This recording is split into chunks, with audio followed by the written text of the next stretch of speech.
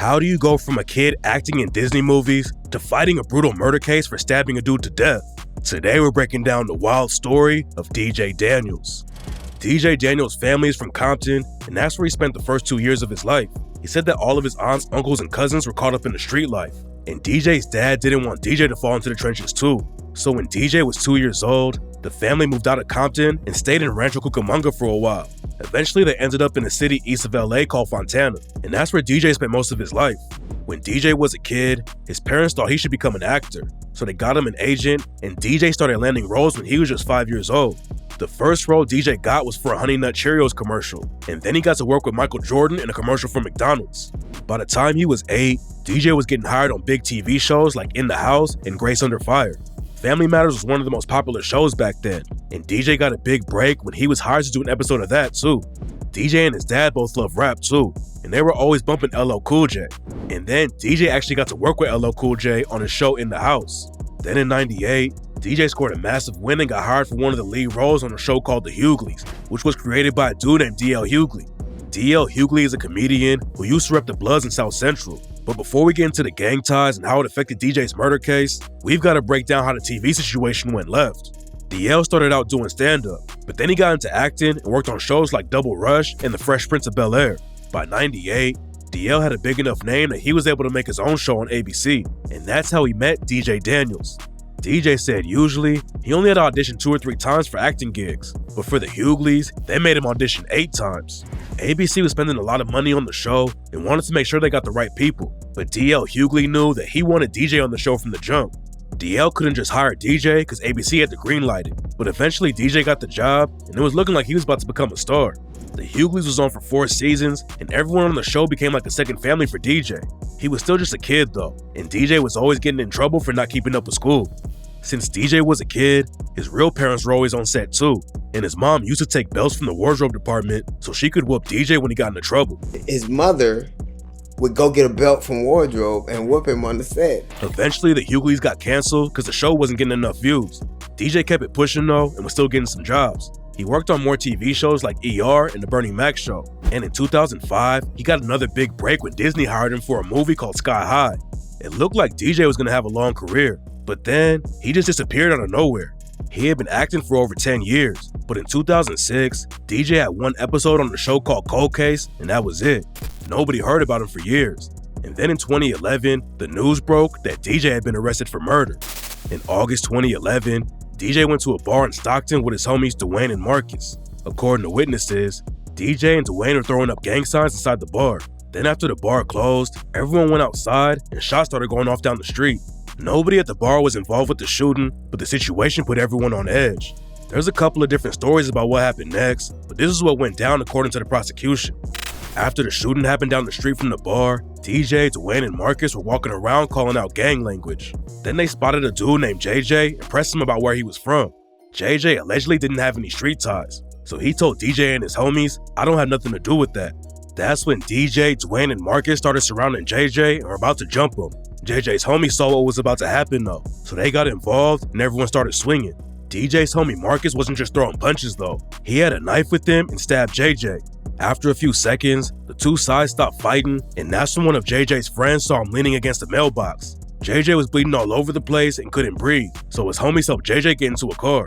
JJ's homies were gonna take him to the hospital, but before they could get away, DJ's homie Marcus went over to their whip and started punching JJ again.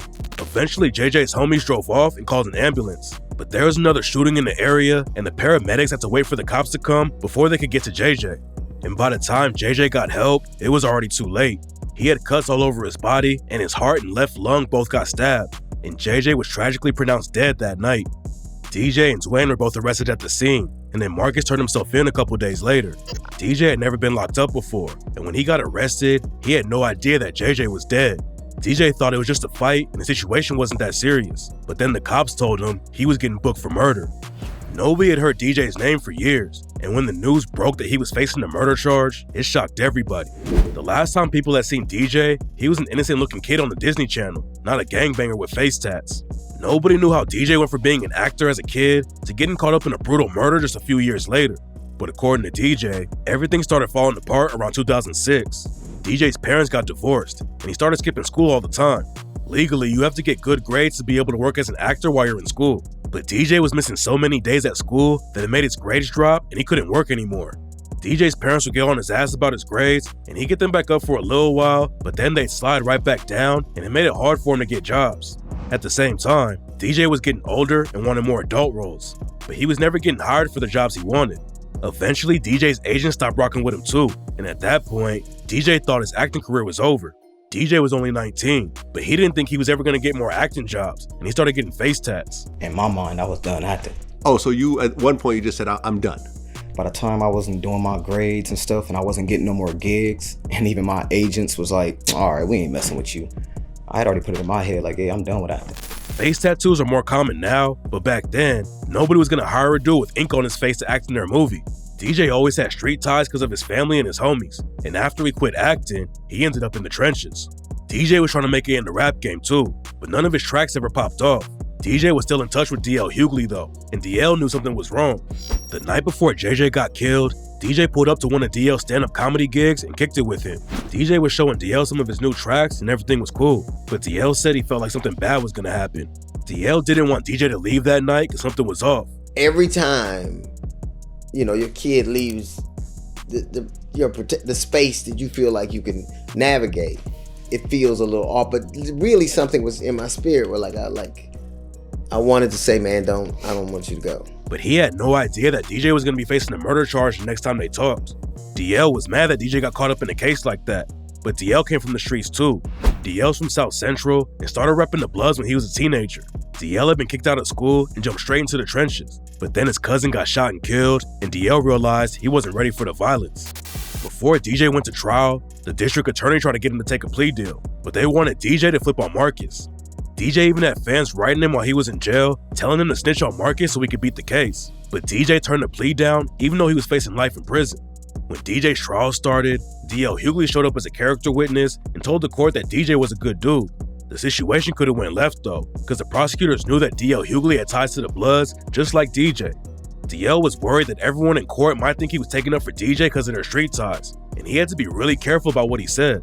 The trial went on for months, but in December 2012, the news broke that DJ and his homie Dwayne both beat the charges. DJ said it was sweet and sour though, because Marcus went down for the whole thing and got hit with a 12-year sentence. Marcus testified and took the fall for the whole situation. He could have thrown DJ and Dwayne under the bus, but instead he told the court that they didn't have anything to do with JJ's death. DJ walked free, but the murder still had a big effect on him. He told DJ Vlad that he used to talk to JJ before he said his prayers every night, and DJ even has a face tat that says, "Rest in peace, JJ." I was spiritual back then, so I actually used to talk to him. Really? Yeah, every night when I pray to God, pray in the morning, I would talk to JJ too. It's a tattoo right here that says, "Rest in peace, JJ." DJ hasn't really aired out what happened the night that JJ died, but he did tell DJ Vlad that they were getting jumped by 16 people.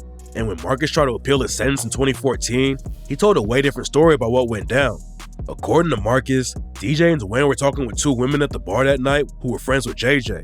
After the bar closed, Dwayne was walking with the girls, and Marcus and DJ were following behind them. Then Marcus went and picked up his knife that he had hidden inside a plant because the bar had a metal detector at the door. After Marcus got his knife, he turned around and saw DJ and Dwayne getting jumped by JJ and his crew. Marcus ran up and started fighting JJ, but then he got knocked to the ground by JJ and two of his homies. Marcus tried to get up, but JJ was still stomping him out, so Marcus pulled the knife out and started swinging. Marcus stabbed JJ a few times and the fight broke up. And then Marcus claims that JJ told someone, "Shoot those motherfuckers." That's when Marcus ran over to the whip that JJ was in and punched him a few more times because he thought JJ might have a gun. Nobody knows which side was telling the real story about what happened that night, but Marcus ended up in prison and JJ ended up dead. Marcus kept his head down in prison though and came home in 2020, and instead of jumping back in the trenches, he started going to college at NYU. A couple of years after DJ beat the case, he had a small part in a short film called Blame It on the Streets and got to work with YG, but that's the last time he was on the screen. DJ was trying to get it popping in the rap game for a while. He goes by the name Boy Truth now, but the last time he dropped a song on YouTube was 2023 and it didn't even get 1,000 views.